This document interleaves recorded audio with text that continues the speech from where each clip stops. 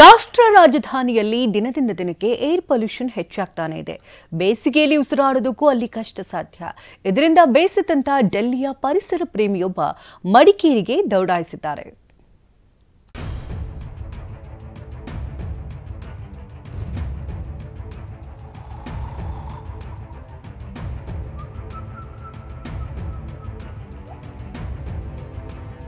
ಒಂದು ಕಡೆ ಪಂಜಾಬ್, ಹರಿಯಾಣದ ಜಮೀನಿನಿಂದ ಬರೋ ಹೊಗೆ, ಮತ್ತೊಂದು ಕಡೆ ದಟ್ಟ ಮಂಜು. ಉಸಿರಾಡೋಕು ಕಷ್ಟ. ಯಾವುದೇ ಮೂಲೆಗೆ ಹೋದ್ರೂ ಉಸಿರುಗಟ್ಟಿಸೋ ವಾತಾವರಣ. ರಾಷ್ಟ್ರ ರಾಜಧಾನಿ ದೆಹಲಿ ವಾಯು ಮಾಲಿನ್ಯದ ರಾಜಧಾನಿಯಾಗಿದೆ. ಇದರಿಂದ ಹೈರಾಣಾದ ವ್ಯಕ್ತಿಯೊಬ್ಬರು ದೆಹಲಿ ಸಹವಾಸವೇ ಬೇಡ ಅಂತ ಕರುನಾಡಿಗೆ ಕಾಲಿಟ್ಟಿದ್ದಾರೆ. ದೆಹಲಿಗೆ ಗುಡ್ ಬೈ, ಮಡಿಕೇರಿಗೆ ಹಾಯ್ ಹಾಯ್. ಮಾಲಿನ್ಯ ನಗರಿ ಬಿಟ್ಟು ಮಂಜಿನ ನಗರಿಗೆ ಬಂದ ವ್ಯಕ್ತಿ. ದೆಹಲಿಯಲ್ಲಿ ದಿನದಿಂದ ದಿನಕ್ಕೆ ಮಾಲಿನ್ಯ ಹೆಚ್ಚಾಗ್ತಿದ್ದು ಜನ ಉಸಿರಾಡೋಕ್ಕೂ ಕಷ್ಟಪಡ್ತಿದ್ದಾರೆ. ಮಡಿಕೇರಿಯಲ್ಲಿ ಏರ್ ಕ್ವಾಲಿಟಿ ಇಂಡೆಕ್ಸ್ 50ರಿಂದ 60 ಇದ್ರೆ ದೆಹಲಿಯಲ್ಲಿ ಪ್ರತಿದಿನ AQI 300ರ ಮೇಲಿರುತ್ತಂತೆ. ಇದರಿಂದ ಹೈರಾಣಾದ ದೆಹಲಿ ಮೂಲದ ಪಿಯೂಷ್ ಅಗರ್ವಾಲ್ ದೇಶದಲ್ಲೇ ಸ್ವಚ್ಛಂದ ನಗರಿ ಅಂತಲೇ ಖ್ಯಾತಿಯಾಗಿರುವ ಮಡಿಕೇರಿಗೆ ಬಂದು ನೆಲೆಸಿದ್ದಾರೆ.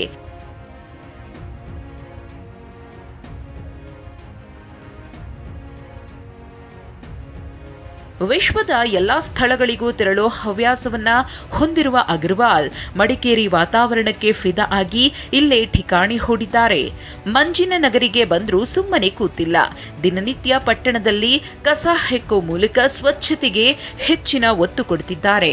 ಹಲವೆಡೆ ಕಸದ ತೊಟ್ಟಿಗಳನ್ನು ಅಳವಡಿಸಿದ್ದು ಅದರಲ್ಲೇ ಕಸ ಹಾಕುವಂತೆ ಪ್ರೇರೇಪಿಸುತ್ತಿದ್ದಾರೆ. ಹಲವೆಡೆ ಹೂವಿನ ಕುಂಡಗಳನ್ನು ಅಳವಡಿಸಿದ್ದಾರೆ. I was in Delhi and Delhi was so polluted.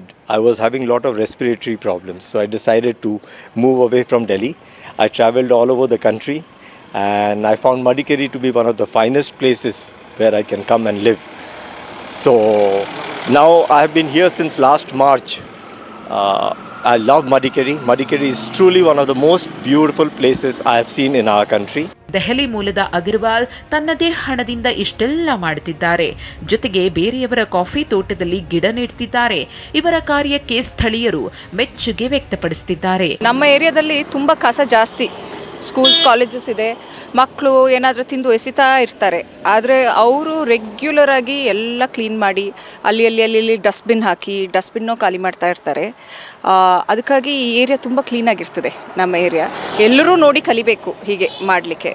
ಮತ್ತು ಅದು ಮಾತ್ರ ಅಲ್ಲ, ಪ್ರತಿ ನಮ್ಮ ವಾಲಲ್ಲಿ ಅವರು ಪಾಟ್ಸ್ ನಟ್ಟು ಪಾಟ್ಸ್ಗೆ ಗಿಡ ಹಾಕಿ ಅದಕ್ಕೆ ನೀರಿನ ವ್ಯವಸ್ಥೆನೂ ಮಾಡಿದ್ದಾರೆ. ಆದರೆ ಅವರ ಈ ಆಕ್ಟಿವಿಟಿ is really helping. ಒಟ್ನಲ್ಲಿ ಮಡಿಕೇರಿ ನಗರದ ಸ್ವಚ್ಛತೆಯತ್ತ ಹೆಚ್ಚು ಒಲವು ತೋರುತ್ತಿರುವ ಡೆಲ್ಲಿ ಮೂಲದ ವ್ಯಕ್ತಿಯ ಈ ಪರಿಸರ ಪ್ರೇಮವನ್ನ ಮೆಚ್ಚಲೇಬೇಕು.